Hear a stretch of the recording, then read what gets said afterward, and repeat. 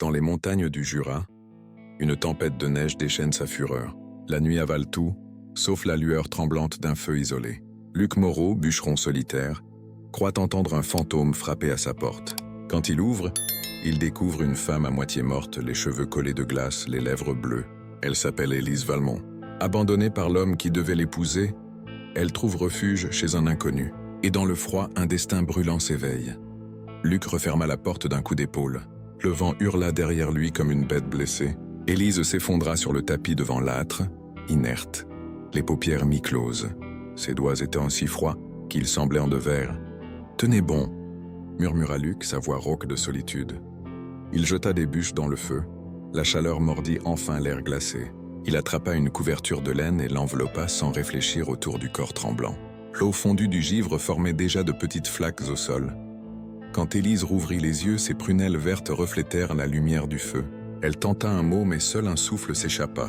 Luc lui tendit une tasse d'eau chaude, puis du café noir. Elle but à petites gorgées, chaque gorgée la ramenant un peu plus à la vie. « Vous êtes en sécurité, » dit-il doucement. « Vous pouvez parler quand vous le voudrez. » Elle hésita, puis répondit d'une voix à peine audible. « Je m'appelle Élise Valmont. Je venais de Lyon. » Elle serra contre elle un petit sac usé, ses doigts tremblants encore. « Mon fiancé m'a abandonné. » En route vers son domaine. Il m'a laissé au croisement, sous la neige. Il disait que je n'étais pas ce qu'il attendait. Le silence tomba, lourd comme la tempête dehors. Luc serra la mâchoire. « Quel genre d'homme fait ça ?»« Un homme riche, répondit-elle amèrement. Et moi je n'avais nulle part où aller. » Luc ajouta une bûche au feu. Ses yeux d'un brun profond se posèrent sur elle. « Ici vous aurez un toit tant que vous aurez besoin.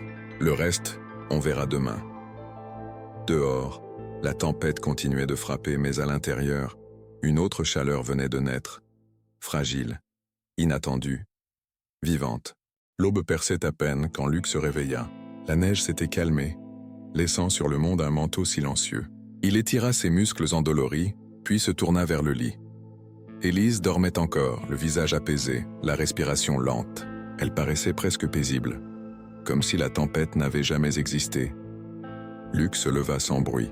Il remit une bûche dans le feu, fit chauffer de l'eau et coupa du pain sec. Le craquement du bois la réveilla doucement. « Bonjour », dit-elle d'une voix faible. « Bonjour », répondit-il. « Vous avez dormi toute la nuit. Comment vous sentez-vous » « Fatiguée, mais vivante. » Elle lui adressa un mince sourire. Ses cheveux noirs, encore humides, encadraient un visage d'une douceur grave. Luc détourna les yeux, maladroit, peu habitué à la présence d'une femme dans sa maison. « J'ai du café, dit-il, et un peu de ragoût, si ça vous dit. » Elle hocha la tête, acceptant la tasse qu'il lui tendait. Ses mains tremblaient encore, mais la chaleur les calma. Pendant un moment, ils mangèrent en silence, bercés par le crépitement du feu. Puis Élise parla, d'une voix presque cassée. « Je ne vous ai pas tout dit hier soir. J'ai honte, mais je vous dois la vérité. » Luc se redressa attentif. « Je ne suis pas parti pour épouser un inconnu par folie romantique. C'était une question de survie. Après la mort de mon père, j'ai tout perdu.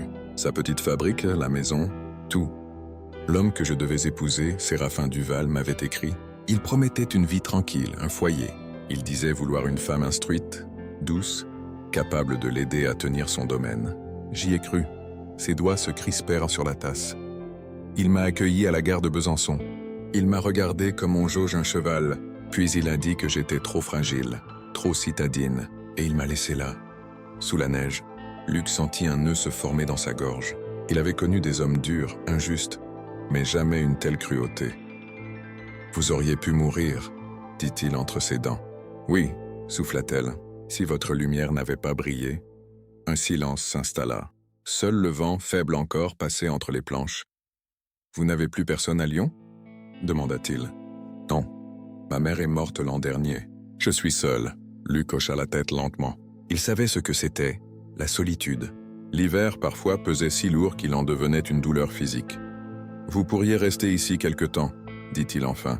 « Pas pour toujours, mais le temps de reprendre des forces. » Elle le regarda, surprise. « Je ne veux pas vous déranger. Ce n'est pas un dérangement. » Une maison trop silencieuse finit par devenir un tombeau. Un éclat de rire lui échappa, le premier depuis des mois. Les jours suivants, la tempête disparut, mais le froid resta. Ils s'organisèrent, sans se le dire. Élise lava le linge, reprisa des chemises, et mit de l'ordre dans la petite pièce comme si elle y avait toujours vécu. Luc sortait s'occuper du bétail, rentrant couvert de neige. Le soir, elle préparait la soupe. Peu à peu, leurs silences devinrent moins pesants. Luc racontait la forêt, le travail du bois, les bêtes sauvages qu'il croisait. Élise, elle, parlait de sa vie d'avant. Les livres, la musique, les rues animées. Deux mondes qui ne se comprenaient pas encore, mais commençaient à se rejoindre. Un soir, alors qu'elle recousait une veste au coin du feu, elle demanda « Pourquoi vivez-vous seul, Luc ?» Il hésita puis répondit « J'ai essayé, il y a longtemps. » Une fille du village. Elle est venue voir la maison, a ri de mes murs, de mes mains. Elle a dit que je n'étais qu'un homme des bois. Depuis, j'ai compris qu'il valait mieux vivre seul que mal accompagné. Élise releva les yeux. Cette femme était aveugle, alors. Ce n'est pas la richesse qui fait un foyer, mais la chaleur qu'on y trouve. Luc sentit ses joues s'enflammer. Il n'était pas habitué à tant de franchise. Les semaines passèrent. La neige commença à fondre, et la vallée reprit des couleurs. Luc se surprit à attendre le son de sa voix, à sourire sans raison. Elle, de son côté, reprenait goût à la vie. Mais sous cette douceur renaissante, quelque chose restait suspendu. Un passé blessé. Un homme quelque part qui n'avait pas dit son dernier mot. Et dans le calme fragile de la montagne, le destin se préparait à frapper de nouveau. Les jours s'égrenaient lentement, comme des flocons qu'on regarde tomber derrière une vitre. L'hiver pourtant n'avait pas encore cédé. Dehors, les sapins ployaient sous le givre. Dedans, la vie suivait un rythme nouveau, doux et précis, presque domestique. Luc ne reconnaissait plus sa propre maison. Là où régnait jadis le silence et la poussière, il y avait maintenant la chaleur d'un feu constant, des odeurs de soupe, des rires légers. Élise transformait tout ce qu'elle touchait. Même l'air semblait différent quand elle parlait. Leur complicité s'était tissée naturellement. Le matin, ils sortaient couper du bois. Le soir, elle préparait le repas. Parfois, elle chantait doucement en rangeant, et Luc, sans oser le dire, trouvait ce chant plus apaisant que le bruit du vent dans les montagnes. Un soir, alors qu'ils partageaient une assiette de ragoût, Élise leva les yeux vers lui. « Dites-moi, Luc, vous ne vous ennuyez jamais ici ?»« Non, » répondit-il après un silence. « La solitude ne me fait pas peur. Elle m'a appris à écouter les choses qu'on n'entend pas en ville. La neige qui tombe, les arbres qui craquent, les animaux qui passent. Et la voix des hommes, vous ne la regrettez pas, peut-être parfois, mais les hommes, je les entends déjà trop dans ma tête. » Élise sourit. Vous parlez comme un poète sans le savoir. Luc rit gêné. Il n'avait jamais été comparé à un poète. Elle continua plus doucement. Moi, je n'ai jamais su vivre dans le silence. À Lyon, tout faisait du bruit. Les marchés, les fiacres, les enfants. Ici, le silence me fait peur. Sauf quand vous êtes là. Il sentit un frisson le parcourir. Un frisson qui n'avait rien à voir avec le froid. Leur regard se croisa, un instant suspendu, fragile. Puis elle détourna les yeux. Les jours suivants, quelque chose avait changé. Un mot, un geste de trop. Et le silence devenait brûlant. Elle effleurait parfois sa main en lui passant une assiette. Lui s'attardait un peu trop longtemps à la regarder tresser ses cheveux près du feu. Une nuit, le vent se remit à souffler violemment. Luc rentra du dehors, trempé jusqu'aux os. Élise, inquiète, lui apporta une serviette, puis resta figée, les doigts encore sur son bras. « Vous allez attraper la mort, dit-elle. Ce ne serait pas la première fois qu'elle essaie, » répondit-il avec un sourire fatigué. Elle se mit à rire, mais son rire se brisa. Quelque chose dans sa gorge trembla, un souvenir sans doute. Luc posa une main hésitante sur son épaule. « Vous pensez encore à lui, n'est-ce pas ? Parfois, mais moins qu'avant. » Je crois que la neige a emporté son visage. Il voulut répondre, mais les mots lui manquaient. Alors il se contenta de rester là, à côté d'elle, le feu dansant entre eux. Les jours devinrent plus clairs. La neige se fit moins lourde. Les chemins recommencèrent à s'ouvrir. Et avec ce dégel, une idée douloureuse s'installa. Bientôt, elle pourrait partir. Une matinée, alors qu'il prenait le petit déjeuner, Luc dit d'un ton qu'il voulut détacher. « Quand la route sera dégagée, je vous emmènerai à Saint-Claude. Il y a une pension tenue par une veuve. Vous y serez bien. » Élise posa sa cuillère. « Vous voulez que je parte ? Je veux que vous soyez libre. »« Et vous ?» demanda-t-elle dans un souffle. « Que ferez-vous ?»« Ce que je fais toujours. Travailler, couper du bois, attendre la prochaine neige. » Son regard chercha le sien, insistant. « Vous n'êtes pas fait pour attendre, Luc. Vous êtes fait pour vivre. » Il ne trouva rien à répondre. La vérité, c'est qu'il craignait le vide qu'elle laisserait derrière elle. Ce soir-là, elle cousait près du feu concentré, les sourcils froncés. Luc la regardait sans mots, incapable de détourner les yeux. Puis elle releva la tête, surprise par son silence. « Quoi » demanda-t-elle. « Rien. Je me disais juste qu'il y a des gens qui changent un lieu rien qu'en y respirant. » Ses joues rosirent. « Et vous, Luc Moreau, vous êtes un homme bien. » Les mots le frappèrent comme une gifle douce. Il baissa la tête, mais son cœur battait plus fort. Les jours suivants furent étranges. Entre eux, tout était simple et compliqué à la fois. Ils se frôlaient sans se toucher, se parlaient sans dire l'essentiel. Puis un matin, un bruit de sabots rompit leur fragile paix. 3 cavaliers approchaient par le sentier. Luc sortit, la hache encore à la main. À leur tête, un homme massif au manteau de fourrure. « Séraphin Duval », murmura Élise derrière lui, blême. Luc sentit son sang se glacer. Les hommes s'arrêtèrent devant la maison. Duval parla d'une voix dure. « Je viens chercher ce qui m'appartient. » Luc planta son regard dans le sien. « Rien ici ne vous appartient. » Le vent soudain se remit à souffler comme si la montagne elle-même retenait son souffle. Le silence tomba lourdement. Les chevaux piaffaient, agités par le vent glacé. Séraphin Duval descendit de selle, ses bottes s'enfonçant dans la neige. Son regard froid et calculateur passa de Luc à Élise, puis revint à Luc. « Vous avez trouvé refuge bien vite, mademoiselle Valmont », lança-t-il d'un ton moqueur. « Il paraît que vous savez charmer les hommes simples. » Élise se redressa, le menton haut malgré la peur. « Je ne suis la propriété de personne, monsieur Duval.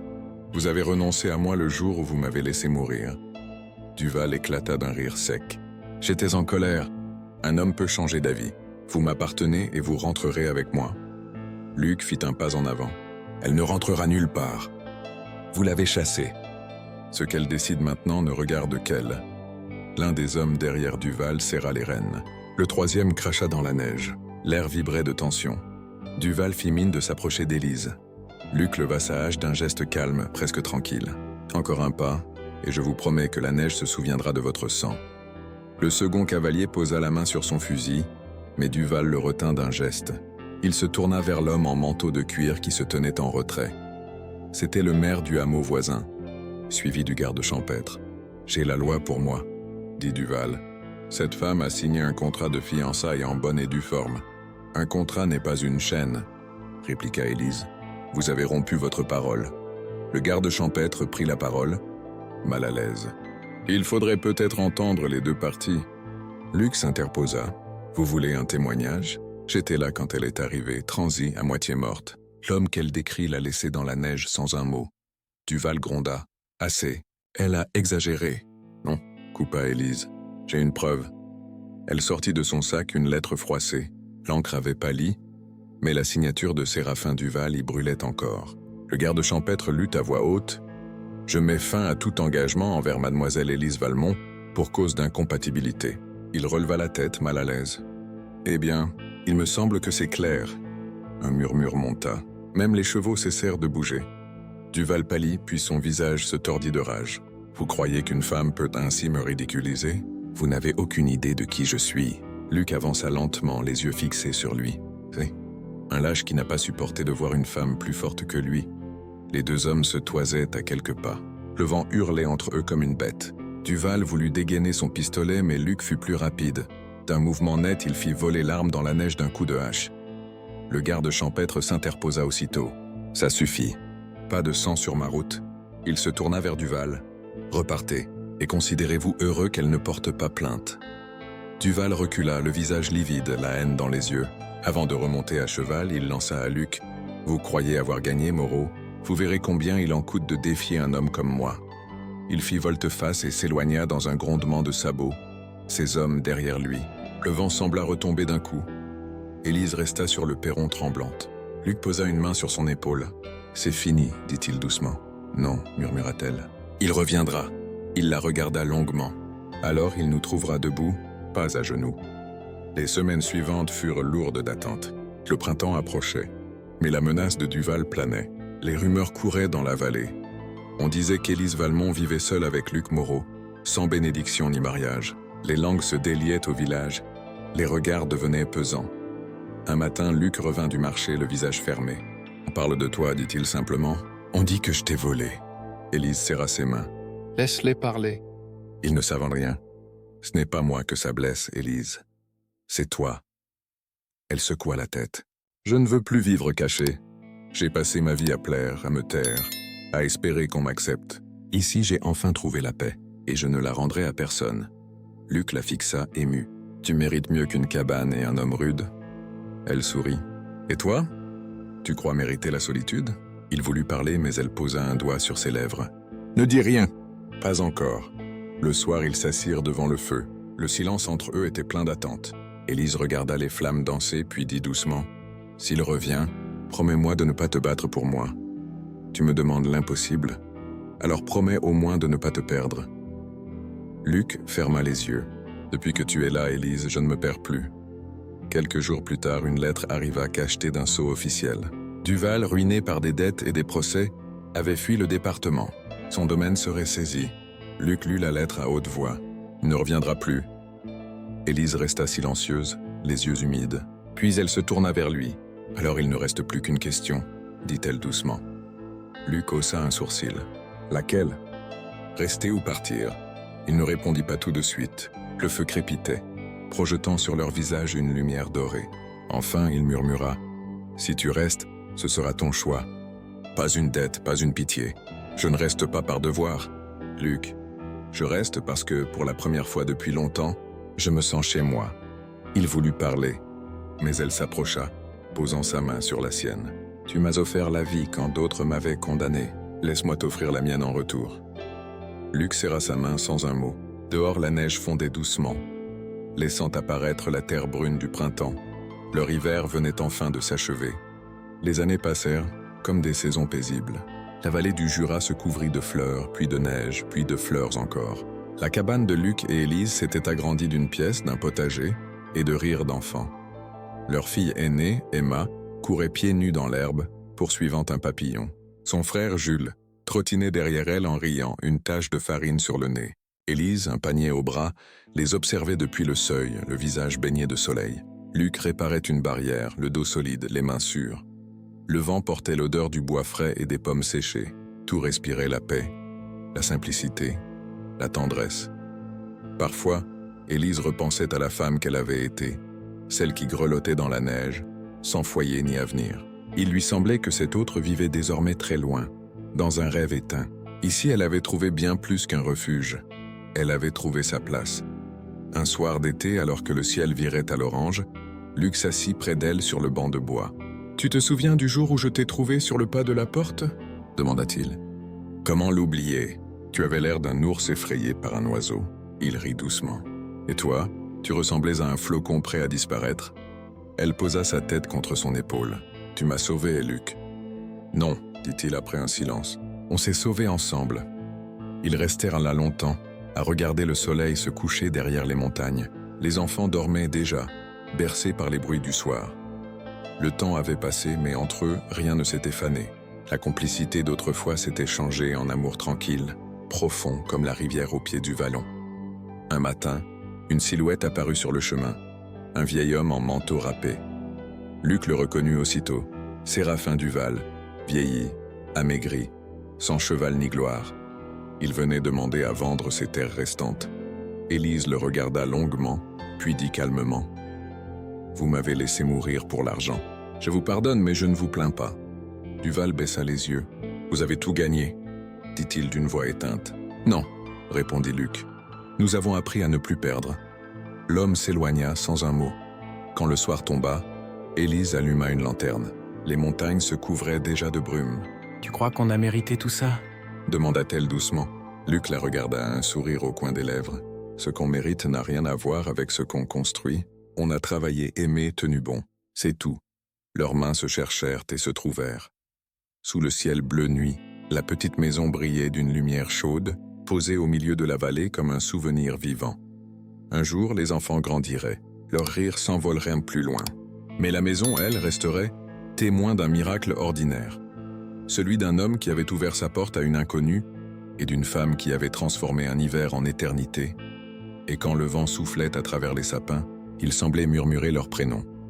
Luc, Élise, deux âmes qui avaient traversé la neige pour trouver le feu.